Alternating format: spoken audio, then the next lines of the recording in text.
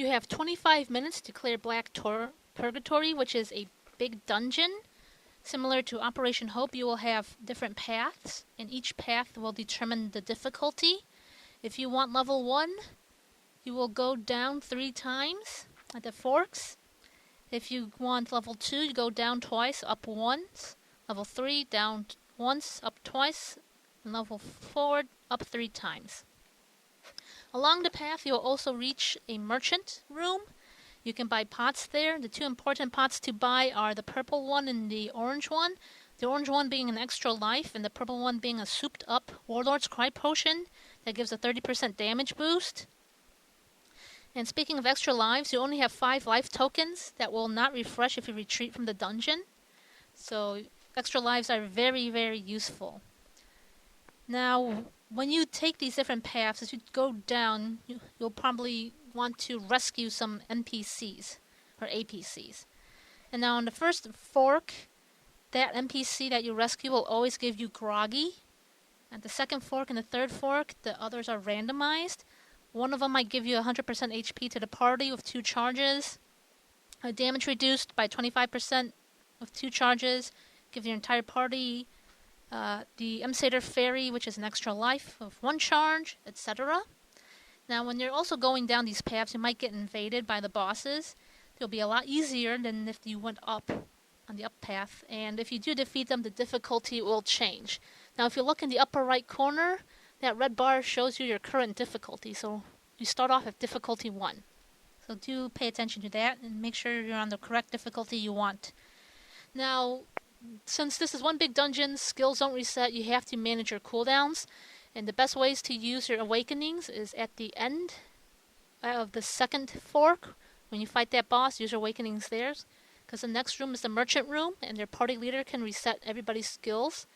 The next one you want to use at the end of the third fork, where you fight the boss, and you blow your load there. Because after that it's Astaroth, and then you would retreat before you go to Astaroth to reset your cooldown. Speaking of retreating, the first retreat will be on 5 seconds before you can enter the dungeon again. The second one will be 80 seconds. And the third one will be 100 seconds. The fourth one will be like 130 seconds. And fifth one, it will keep adding up. So it's best if you want to do this with your retreating, so you don't retreat more than 2 times to reset your cooldowns. The green named bosses don't have any major gimmicks except for Onyx Black. It's just dodge red circles. For Onyx Black, you hear jump over these Roman numeral circles and then avoid the big explosion.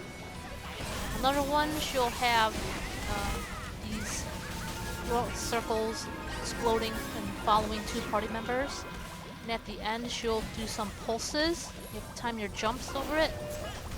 If you get hit by it, it's not that damaging. And sometimes can't tell when to jump as well. And her final gimmick, she will do an explosion first, and then there'll be a bunch of Roman numerals, and there'll be 3 above her. You need to stand in the 3 circles that she indicates above her head. And then she'll explode. Do it again. You have to do this 3 times, and then you'll get a nice lengthy groggy.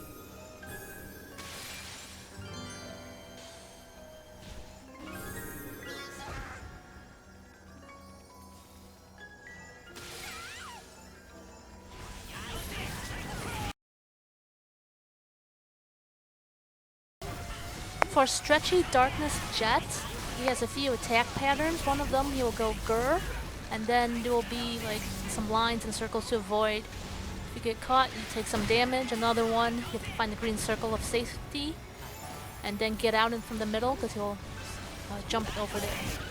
Another one is where he'll make one person have a light on them, everybody else is stunned. The person with the light beam has to walk and stand next to the people that have been stuck until all of them have been rescued, and then get short groggy.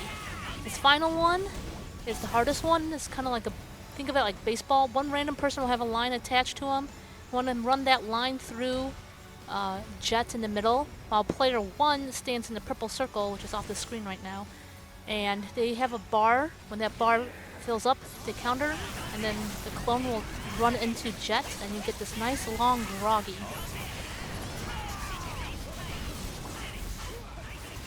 Pureblood Despero has 3 major gimmicks. The one you're seeing now is there will be 4 green circles and everybody's getting sucked in towards the middle. People need to stand in 3 of the 4 circles, and you need to do this twice for this gimmick to end successfully.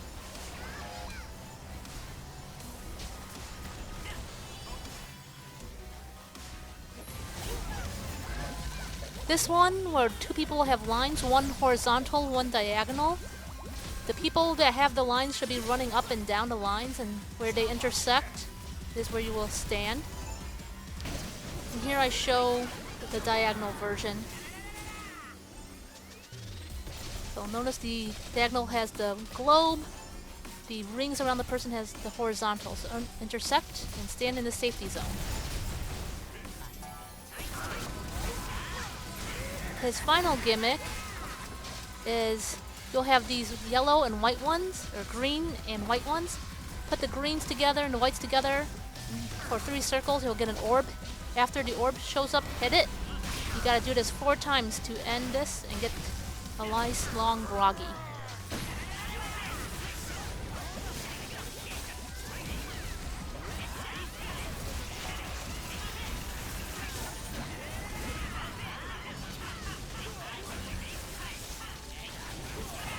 For Bloodlust Midnight's Darkness, this exorcist is back. You will have red tornadoes that spawn underneath you and then big dash across the screen punch. Avoid that. Here he will have the blue dog. Damage the blue dog enough, and then put the dog between you and him. Another attack not shown is the green dog. It just dashes across the screen, just like in Exiles. Go. And you get short groggy for doing that. Now his red hound, instead of just sucking you in now, also spawns these red clouds and explosions. So avoid that. You have to do this 3 times.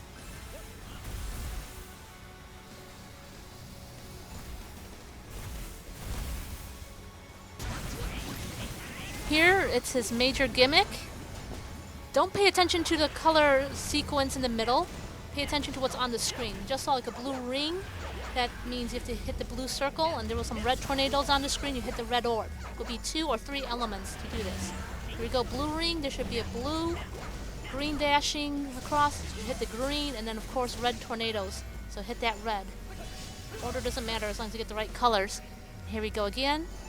There's a little bit of yellow in the circle, or in the middle, where his orbs hit the yellow, red tornadoes, and then you see green dashing across the screen. And now you have the nice long groggy. For Pureblood Timor, you will have some of these rings underneath you. Keep moving and their shadows will miss you, and then you get a short groggy if that happens. Another one is her tiles gimmick. If there's no arrows and all red, look for the safe spot. And she will do this twice. And after this you get a short groggy.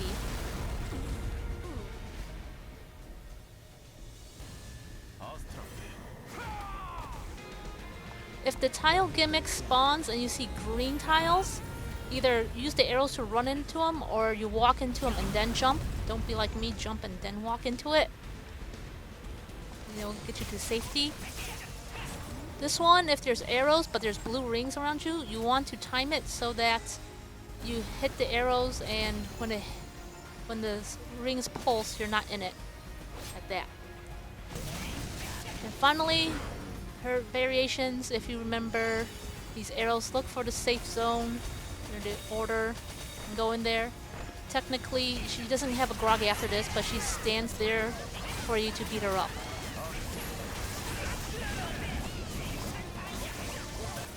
For Despairing Tiamat, one of his attack patterns is these circles will spawn and then they'll merge and get bigger. If you get knocked down, you can just quick rebound it. Or if you're an EB, you can just fly off the screen and avoid all the explosions. Well, one of his major gimmick is this one. He'll push you back, you'll get stunned, and then you'll get a symbol. You want to match your symbol and block it from getting them, and then get out of the middle to avoid explosions. You have to do this 3 times. So when you're doing this, kind of hover around the middle and see which diagonal you need to go to.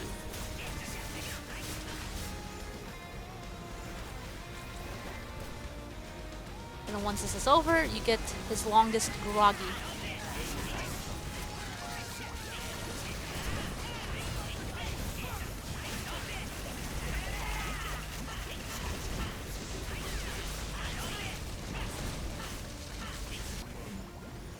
And here he has a cocoon gimmick. 2 party members will be trapped. They will be in the green cocoons. You do not want to destroy the red cocoons. That's auto fail. You want to destroy the blue cocoons and rescue your green cocoon party members. You want to do this before the progress bar in the middle of the screen fills up. If you complete this, you get a very short groggy.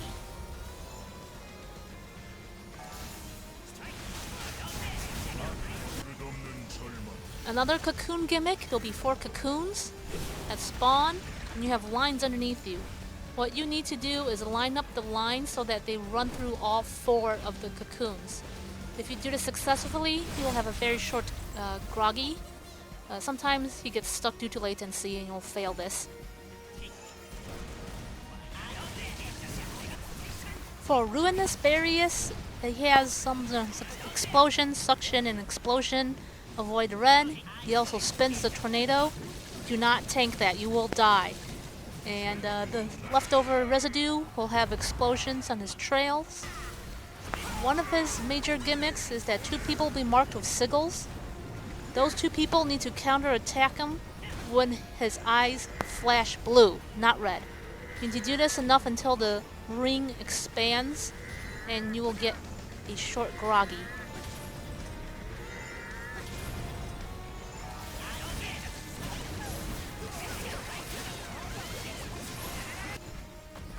Now his major gimmick, he'll jump to the middle of the room and there'll be this red orb. The person that grabs the red orb will turn into a ghost, and as a ghost they can reveal these purple moons. During this gimmick you run around with that party member and destroy all the purple moons. You do not want to destroy the yellow ones, they're the fake ones. You're going to find all the purple ones. You gotta do this before the bar in the middle fills up. If you do this correctly, you get the long groggy.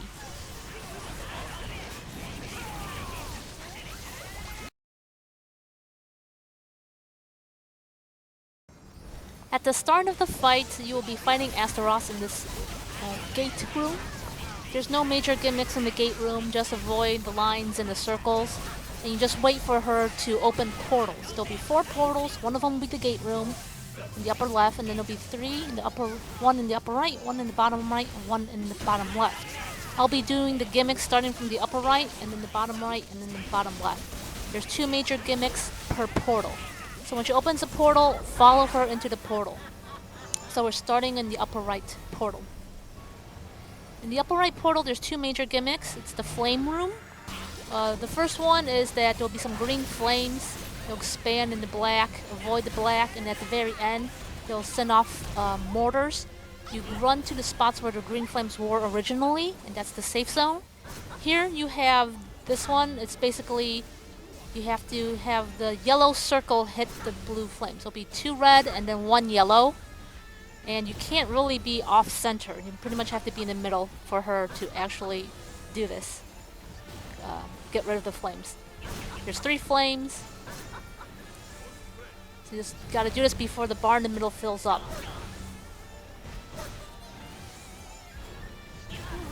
You do this, you get a, she just stops doing it. Now this is the bottom right room. This is the tomb room. She can do a suction. After the suction, jump up in the air and avoid the pulses at the bottom. Here's the main gimmick that might wipe people. The person in the middle has to spam arrow keys to fill up a progress bar that you see down below. Everybody else has to hit the green ghosts so they turn red and have the red ghosts follow you. And once that progress bar is successful, this is the bottom left room. This is basically like, if you remember Tabers, these explosions will knock you out of the ring, gotta stay in the ring. If you end up in the corner like this, you can have her, you can avoid it by being in that corner. Now we have these rings of swords. Notice that each set of swords have like a white or black ring. You have to match it all within that circle to either black or white. And then for your rewards, you can get an Orb of Despair or a shiny Fearsome Eye or some other stuff.